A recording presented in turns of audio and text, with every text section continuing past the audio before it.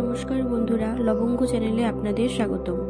আজকে আমাদের রেসিপি কাতলা মাছ ভাপে। তো চলুন শুরু করা যাক।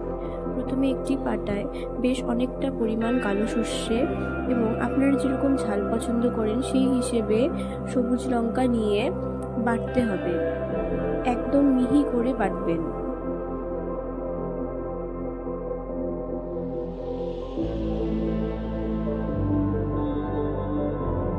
বাটা হয়ে গেলে আগের থেকে হলুদ লবণ দিয়ে ম্যারিনেট করে রাখা কাতলা মাছগুলো একটি কড়াইতে নিয়ে নিতে হবে।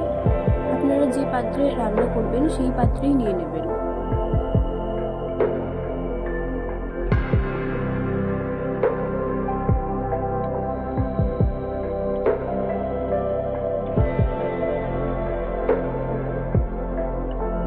এরপর বেটে রাখা সর্ষে লঙ্কা বাটাটা দিয়ে দেবেন।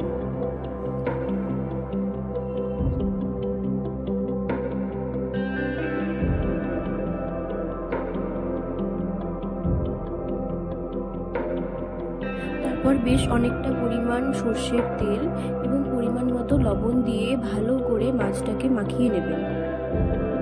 যত ভালো মাখাবেন তত ভালো রান্নাটা হবে। তবে আপনারা চাইলে এটার মধ্যে কিছুটা জলও দিয়ে দিতে পারেন। এখানেও জল দেওয়া হয়েছে, তবে সেটা পরে।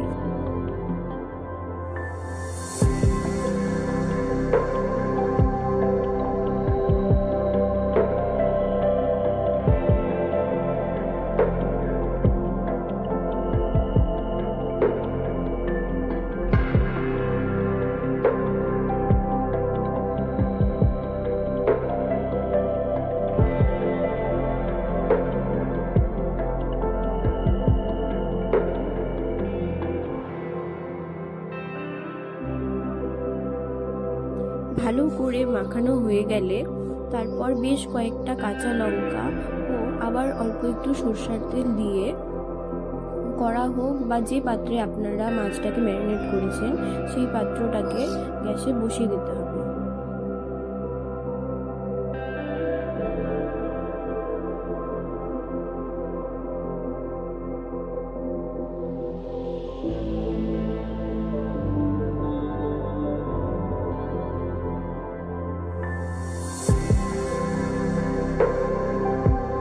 এরপর গ্যাস মিডিয়াম আঁচে দিয়ে কড়াটাকে ঢেকে দেবেন। উপর দিয়ে একটি ভারী বস্তু চাপিয়ে দেবেন, নাহলে ভেতর থেকে ভাপটা বেরিয়ে যাবে।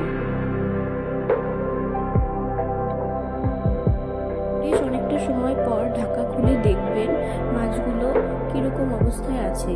নিচে যদি লেগে গিয়ে থাকে তাহলে আঁচটাকে একদম কমিয়ে দেবেন।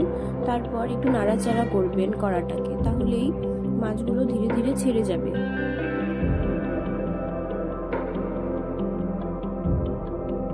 তারপর আবার বেশ খানিকটা সর্ষের তেল দেবেন। মনে রাখবেন এই রান্নাটাতে কিন্তু সর্ষের তেলের পরিমাণ অনেকটা বেশি লাগে। যদি আপনারা এতটা তেল খেতে না চান তাহলে আপনারা আপনাদের পরিমাণ মতো দেবেন, তবে একবারে দেবেন না। এখানে যেভাবে ভাগে ভাগে করে দেওয়া আছে সেভাবেই দেবেন, তাহলে সর্ষের তেলের একটি খুব সুন্দর গন্ধ আসে। এরপর খুব ধীরে ধীরে নাড়বেন যাতে মাছগুলো ভেঙে না যায়। আপনাদের যদি মনে হয় মাছ সেদ্ধ হওয়া আরো বাকি আছে তাহলে আবার ঢেকে দেবেন। তারপর বেশ কিছুক্ষণ পর খুলে তারপর দেখবেন।